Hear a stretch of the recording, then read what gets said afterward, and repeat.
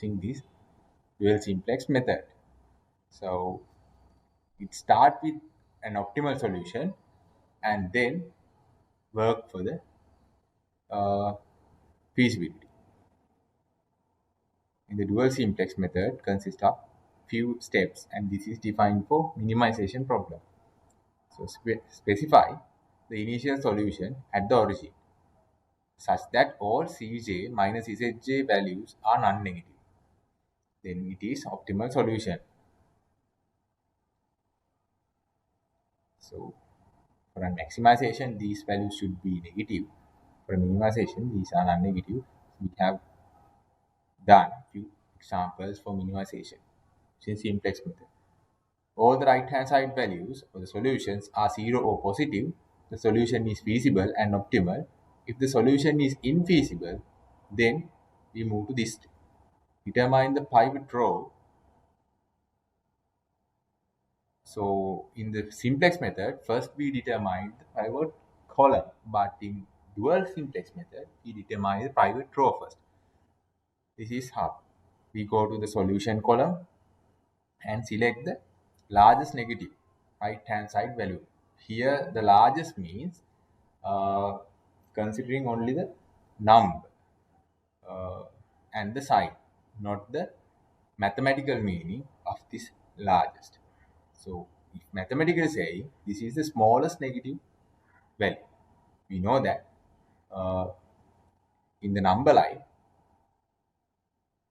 -1 is greater than -2, which means here the largest negative value is mentioned concerning the absolute value of that negative value, which means though mathematically -1 is greater than -2, here it implies that -2 is the selective number. So after selecting that one, we go through that row and we have to select a pivot column.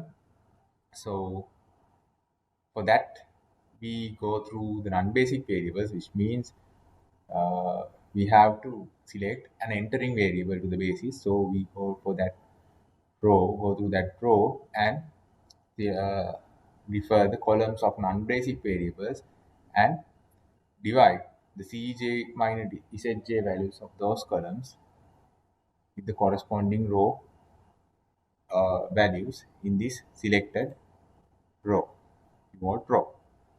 Then the minimum absolute value indicates the pivot column. So determine the new table and with using the normal simplex method, we can solve the problem again. So dual simplex is extremely useful in performing the sensitivity analysis of a minimization problem as well as the maximization problem. So because the sensitivity start from the solution. So before that, let's see this minimization problem. Minimize Z 2x1 plus x2, and we have three constraints like this, and we multiply this objective function with -1. So then our Z will become Z star, and we use maximization instead of minimization, and you can see that right hand side coefficients are now negative, which means the result of that uh,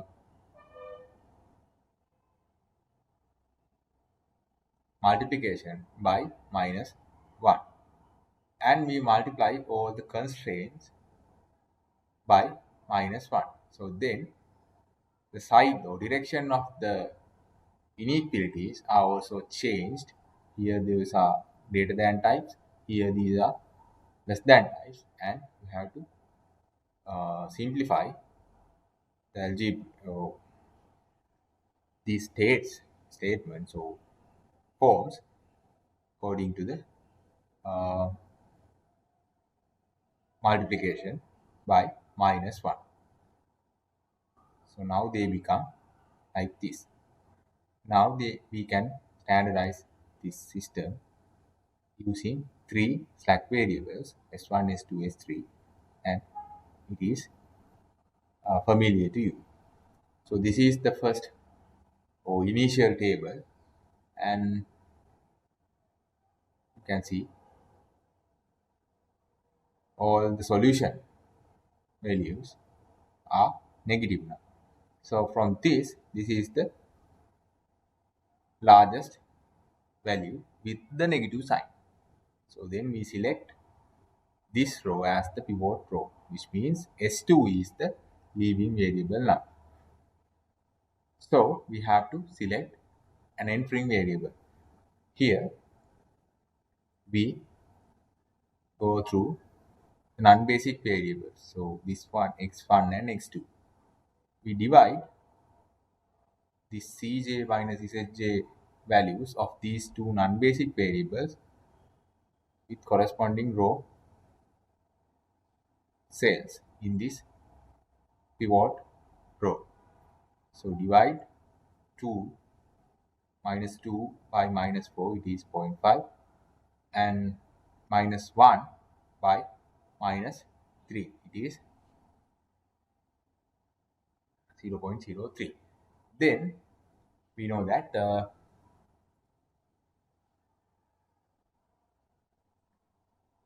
we have to select an entering variable.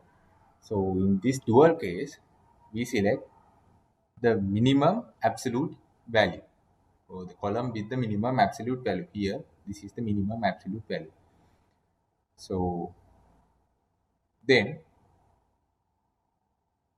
x2 is the entering variable and the leaving variable is s2 and the key element is minus 3. So now we can use the simplex method what we did in the last lecture um,